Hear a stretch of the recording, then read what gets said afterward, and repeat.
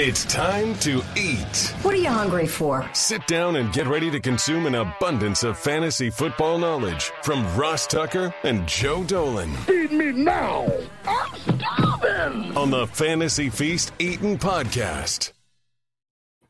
Yeah, let's eat, baby. It is the Fantasy Feast Eatin' Podcast, and it is presented by FantasyPoints.com. Just use that code FEAST. We like to eat at the feast at FantasyPoints.com. He's Joe Dolan. This show is the show that's so nice we do it twice a week during the season, although this is our second to last week doing that, actually, because before you know it, we'll have playoffs, and we mainly just talk DFS. We are coming to the end. Joe, once again, in front of his mom's Christmas tree, which we love, which makes sense because we record these back-to-back, blah, blah, blah, blah. At FG_Dolan. I'm at Ross Tucker NFL, Twitter, Instagram, Facebook. At Ross Tucker Pod is where it's at. Remember, you can always ask Joe any question you'd like. Just sign up at FantasyPoints.com. Use the code FEAST. Forward me that sign up, Ross at RossTucker.com with your question for Joe, and you'll have the number one ranked Fantasy Pros analyst on planet Earth personally answering your question. Pretty cool. Pretty cool. Joe's pretty cool. So, Joe, let's dive right into it, okay? Sure. Let's start with the Panthers and Washington. Got moved to 405 because they do not want the Philadelphia Eagles and the Dallas Cowboys to know that they've been eliminated if Washington wins. They want the Eagles and Cowboys to still believe that there's a chance. You're telling me there's a chance during that game. So, what do you got for Washington and Carolina? Well, for fantasy purposes, we're going to have to see who Washington's quarterback is this week. Although right before we got on the podcast here, there was a situation involving Dwayne Haskins where there were posts on social media of Haskins getting his swag on at a strip club without a mask on. Look, believe me, I know that there are those are establishments where clothing is optional, but in the NFL, masks are not right now. So Washington is not going to be very happy about Dwayne Haskins. I think it was Tom Pelissero of NFL Network reporting that the team is handling that internally. Not happy, I'm sure. I think they want Alex Smith back this week anyway against Carolina. That would raise the ceiling of this offense. I'm still not 100%. As a matter of fact, I'm not confident at all Antonio Gibson will play in this game. Turf toe is very painful. So that should mean a big role for J.D. McKissic, who once again had a huge fantasy game last week against Seattle. It was nice to see Terry McLaurin come alive in that game a little bit with Dwayne Haskins at quarterback. It's a good matchup against Carolina. I would use him as a wide receiver 3. And over the last month of the season, only 2 tight ends, Travis Kelce and Darren Waller, have been targeted more, have caught more passes, and have scored more fantasy points than Logan Thomas. So he is a tight end 1 right now against the Carolina Panthers. And I think everything would look better for Washington if Alex Smith can play quarterback. Wow. That's a nice stat there, Joe. What about Carolina? Christian McCaffrey, does he play? And that's obviously a question that we can't answer. We're recording this on Tuesday for time reasons. We can't answer that on a Tuesday. Carolina just fired Marty Hurney, just fired her general manager. So you would think, obviously, with that move, that Carolina is looking at this, the new owner, Dave Tepper, and they're looking at this as a long-term project. Matt Rule obviously has this team on the right path. I know they're 4-10, but there's a lot of offensive talent here. This should be a very appealing general manager job. You got a top 5 pick looming where you can make a decision on the quarterback. With the way Teddy Bridgewater has played of late, ain't no way I'm playing him against Washington's defense. I'll tell you that much. But in the backfield, if McCaffrey goes, I will play him. If not, Mike Davis is an RB2. DJ Moore, back at it, has a huge game, 6 for 131. Unfortunately, Ross, that seems to have really taken the shine off of your boy Robbie Anderson, who had just 2 catches last week. DJ Moore's a wide receiver 2. Curtis Samuel, a low-end wide receiver 3. And again, The reason that I view him as such is because Teddy Bridgewater has not played his best football over the last month. If Teddy Bridgewater wanted to guarantee he's the starting quarterback for the Carolina Panthers next year, he has not done a good job of that over the last month. No, he hasn't, Joe. You're right. Let's get to some of the other late games. Broncos at the Chargers. Why am I interested in this game? Because you like football. I mean, that's about it. I mean, the Broncos have a bad offense. Noah Fant putting up numbers, but you can't play any wide receivers from Denver right now. Jerry Jeudy got alligator arms in that game. He had one catch for 19 yards. Tim Patrick, who had been Drew Lock's boy against Buffalo, he goes for 3 for 14. Noah Fant's the receiver I want to play here. Melvin Gordon's the only running back you can play here. Everybody's like, oh, Philip Lindsay, they need to give him the ball more, and they give him the ball and he doesn't do anything with it. You know, Philip Lindsay's been a 0 for fantasy all year. Melvin Gordon seems to be the guy the coaching staff prefers. He's an RB2. Noah Fant's a low-end tight end 1. Then get out of Dodge. Don't worry about the Denver Broncos outside of those two guys. For the Chargers on the other side. Well, hopefully Anthony Lynn doesn't get in a position where he's got to make decisions regarding the clock, because he seems to embarrass himself each and every week with those decisions, and it's getting kind of pathetic at this stage. The thing with the Chargers, though, is you look at the tape last week, and you look at the tape of what Buffalo did, what Josh Allen did against the Denver Broncos, and I think you could probably incorporate some of those same things, because Justin Herbert is a very similar talent. I understand what happened, though, with Keenan Allen last week. You know, he comes up and he says, play me on Thursday, and maybe things tightened up for him.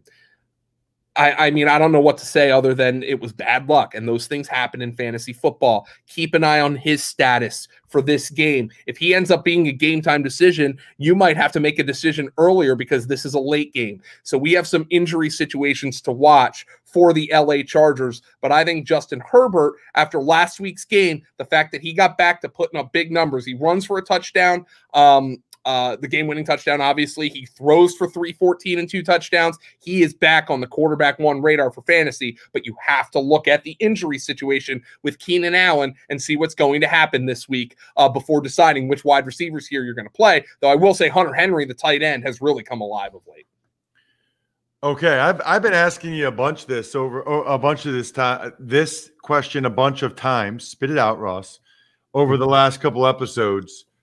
Is Jalen Hurts going to win fantasy championships for people, Joe? Like Eagles, Cowboys. Beyond obvious at this point. And Ross, I made a critical mistake. In a league where I was rolling with Taysom Hill, because I had Carson Wentz as my quarterback, and you know, Wentz was putting up numbers for the year, but it wasn't pretty. I picked up Taysom Hill a number of weeks ago, and I was like, and that was the right decision for me. You know, he won me 4 straight games, but then it was unfortunate that for me at least, that Drew Brees came back for last week's game against Kansas City. And, you know, I thought, hey, you know what I'm going to do? I'm going to try to sneak Carson Wentz because they hadn't announced Jalen Hurts as the starter yet. I'm going to try to sneak Jalen Hurts through waivers with a $0 fab bid, you know, and somebody who was smarter than me put in a $1 bid, and it's going to cost me a chance at a back-to-back championship, because I had to roll with Jared Goff. And Jared Goff had a terrible game against the New York Jets. And that's just some of those things where you have to decide. You play the game, and you try to play the game smartly, aggressively, but selectively aggressively. But I tried to get too cute in these critical weeks, and it cost me a matchup. Jalen Hurts would have won me that matchup by himself last week against the Arizona Cardinals, and I screwed myself. Jalen Hurts is absolutely winning people fantasy championships. And Ross, we're going to talk about this in the off. We have all kinds of off-season podcasts, obviously. Barring disaster, you know how Philly is. You grew up an Eagles fan. You're from Pennsylvania. Barring disaster, I don't know how Carson Wentz is back with this team next year. Like it's not just this. This is not a decision that's going to be made only on film. It can't be. You know, I don't think Hurts hasn't been pristine. Okay, he's been very good, but he hasn't been pristine. But it's not a decision that can be made only on film. And with everything going on there, I think Jalen Hurts, barring disaster in these final 2 games, is going to be the starting quarterback for the Philadelphia Eagles, obviously the rest of this year and into next year. And for sure against the Dallas Cowboys, he is a fantasy option against that defense. You play Hurts, you play Miles Sanders. The problem for Philadelphia here is, Jalen Reagor got dinged up at the end of that game, looked like an ankle injury. He has been starting to come alive. They've been using him. Zach Ertz caught 2 passes. That's not something you expect from Zach Ertz, though. He caught 2 passes for 69 yards. Zach Ertz is somebody we want to catch 8 passes for 69 yards. So the passing game, Jalen Hurts is mixing it around, but he's not mixing it around in a way where we can confidently use any of these guys for fantasy. The only 2 guys, even though Jalen Hurts threw for 338 and 3 touchdowns, the only 2 receivers for Philadelphia who had more than 10 points in a PPR were Quez Watkins. Raise your hand if you just heard of Quez Watkins for the first time. And Greg Ward Jr. Those aren't really the guys you want to play for fantasy. So for me, Philadelphia, even with Jalen Hurts playing really good football right now, the only guys I feel decent about for fantasy are Hurts and Miles Sanders. And if I'm playing a tight end here, I still prefer Dallas Goedert over Zach Ertz. All right. What about on the other side for the Cowboys? Dude, I said it, Joe. As soon as they said Zeke wasn't playing, I was like, this hurts the Cowboys not at all, because Pollard has some legit juice. Yeah, and Zeke had been dinged up, playing poorly, sluggish all season long. I don't know if he's going to play in this week. I think Dallas would be wise to just roll with Tony Pollard right now. So keep an eye on that. But if Tony Pollard goes, he's a high-end RB2. Philly's run defense is really good. That defensive line has been playing great football of late. Keep an eye on the status of Michael Gallup, because, again, we're looking at a Philly defense that was down 3 starters in the secondary, and probably, I don't know about Darius Slay because of concussion protocol, but probably will be down 2 more starters. Rodney McLeod, obviously, he's on IR with the ACL injury, but Avonte Maddox is dealing with a knee injury as well. So keep an eye on the status of Michael Gallup, because as we saw last week, this is a team you're going to be able to throw the ball against. And when we mentioned Amari Cooper has struggled immensely with Darius Slay in his career. Like, Darius Slay owns Amari Cooper. So if Darius Slay plays in this game, it's probably not a great opportunity to use Amari Cooper. If Darius Slay doesn't go, fire up Amari Cooper. Again, he had just 2 catches for 10 yards last week against San Francisco. But Philadelphia is really, really thin in the secondary, and CeeDee Lamb finally showed some life last week, catching 5 passes for 85 yards from Andy Dalton. So I think he would be somebody I could look at. And the Eagles don't have a lot at safety right now. I think that means you can stream. You can take a look and stream Dalton Schultz in this game. Moving on, Joe, we've got the Rams and the Seahawks. It's a gigantic football game in the NFC West. I can't wait. My boy, who's been good for me on my fantasy team, Cam Akers, he's hurt, not good. And the Rams lost to the Jets, by the way, if you didn't hear. How could you by the way, I know Seattle defense was one we targeted early in the season. They have improved significantly in the last 5-6 weeks. How can you look at what Jared Goff did last week against the Jets, who had been the biggest pass funnel defense in the entire NFL, and feel good about playing him against Seattle? Goff right now, Goff to me is somebody who epitomizes quarterback purgatory.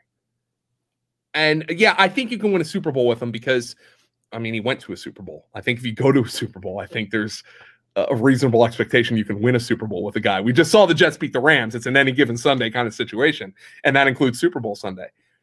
But if you can't trust Jared Goff to go out there and put up numbers in a game where you're looking for playoff seeding against the 0-13 New York Jets, when are you going to trust him to put up numbers? Maybe he goes for 350 and 3 touchdowns against Seattle. Of course he could. He's done it in the past. He has good receivers. But I am just disgusted, Ross, by what I saw last week. And, Robert Woods had a big game. It's kind of like Minnesota in that you're like, how do I sit Woods and Kupp when I know they can go for 25 fantasy points any given week, even if I don't like Jared Goff? It's kind of like that. But I'm just so disgusted by what I saw last week, and I think Rams fans should be utterly disgusted by what they saw last week. Cam Akers is not going to play in this game. Sean McVay said it last night that he's going to miss at least week 16. So I guess that puts Darrell Henderson back in vogue as an RB2. Maybe you could fire up Malcolm Brown as a flex, but Cam Akers had been the one guy showing life in this offense. They gave him 15 carries. No other player got more than one last week against the Jets. But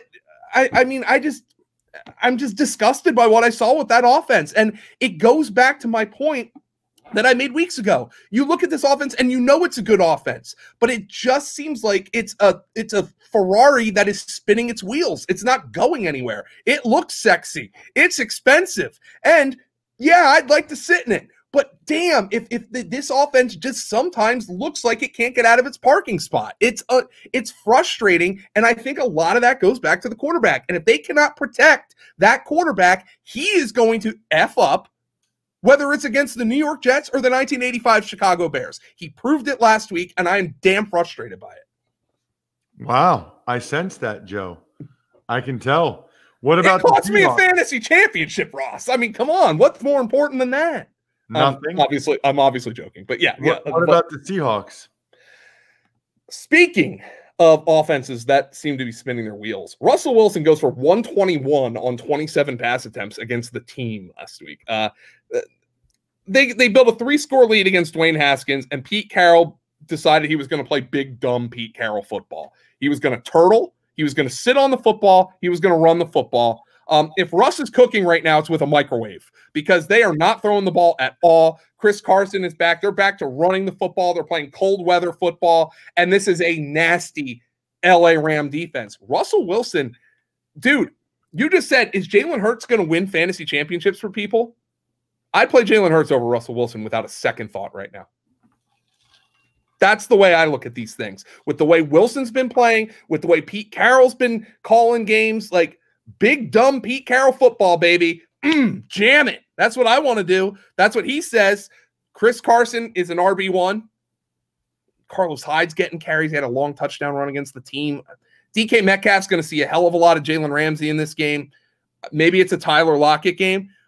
I know there's people out there who are like, I can't sit Russell Wilson. He's got me to this point. But his numbers haven't been great over the past month.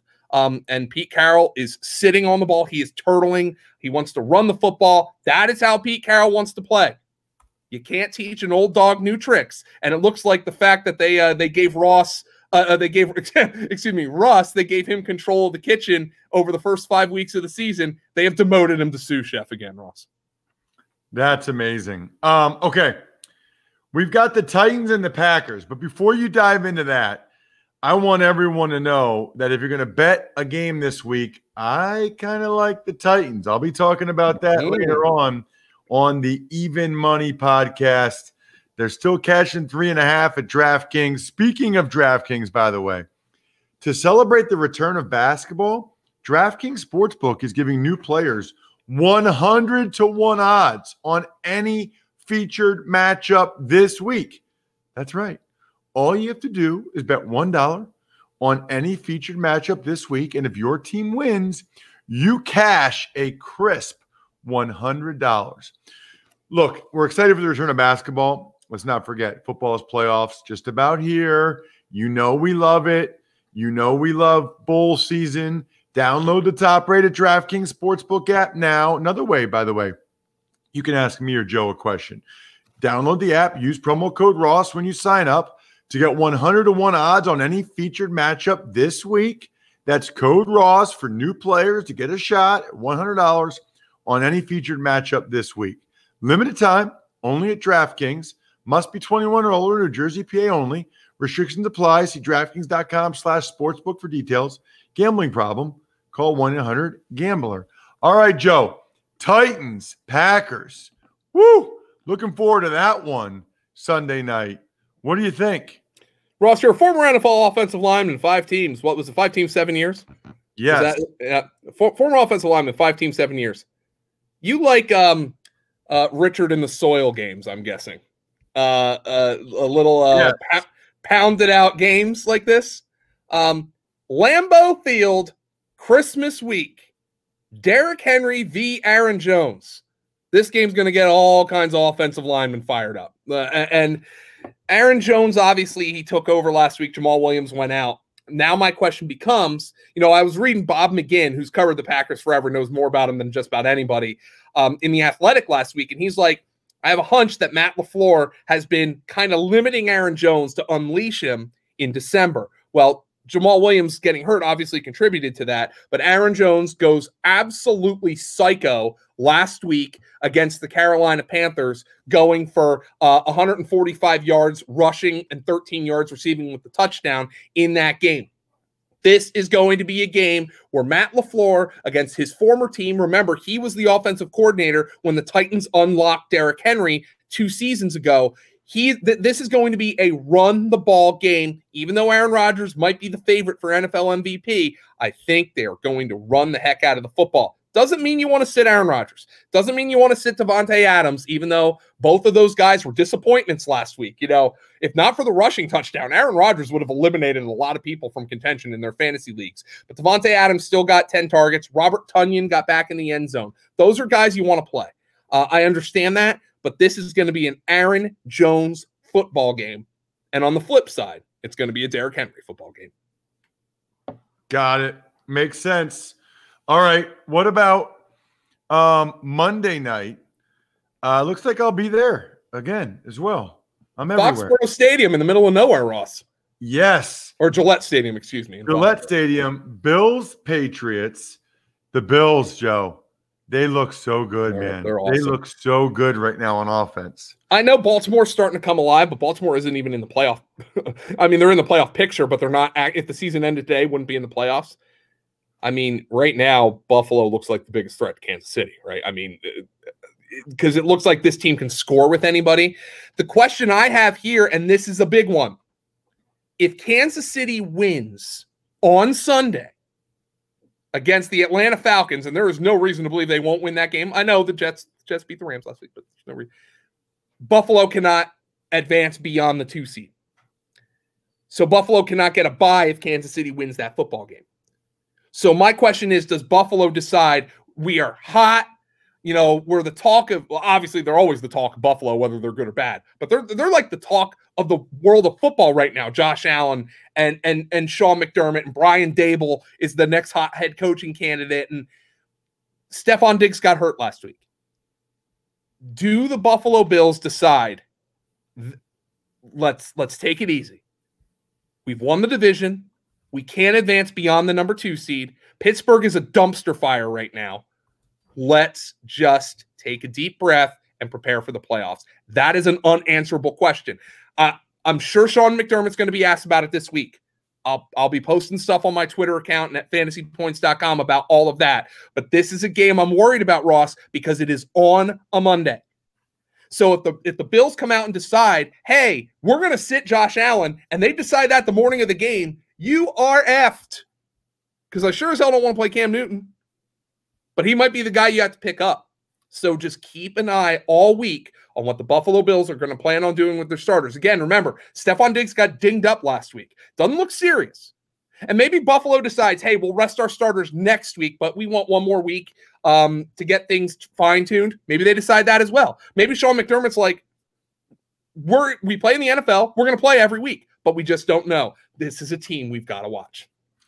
The only thing I would say about that, Joe, is I think Sean McDermott and the Bills organization has been waiting a long time to really stick it to the Patriots. I think that's fair.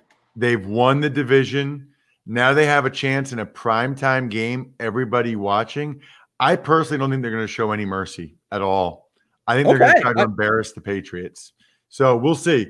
Hey, you know anything on the Patriots. You know how they feel about the Patriots, by the way. You know how they feel about the Patriots. Yeah. Anything on the Patriots? I don't want to play anybody here.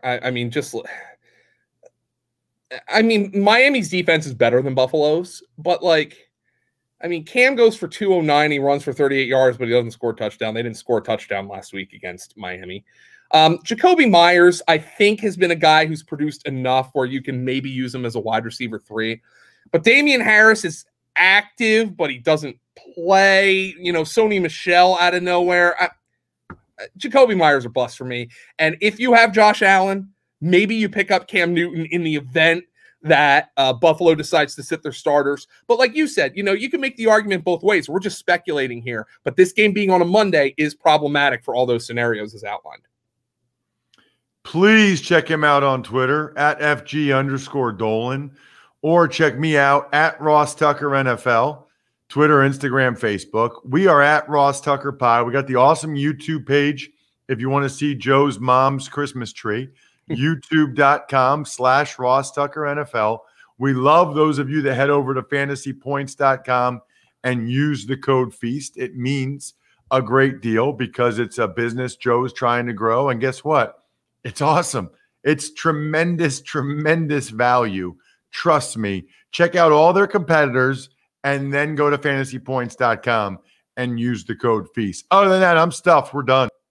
Thanks for listening to the Fantasy Feast podcast. Make sure to also subscribe to the Ross Tucker Football Podcast, Even Money, Business of Sports, and the College Draft. All available at Apple Podcasts, rosstucker.com, or wherever podcasts can be found.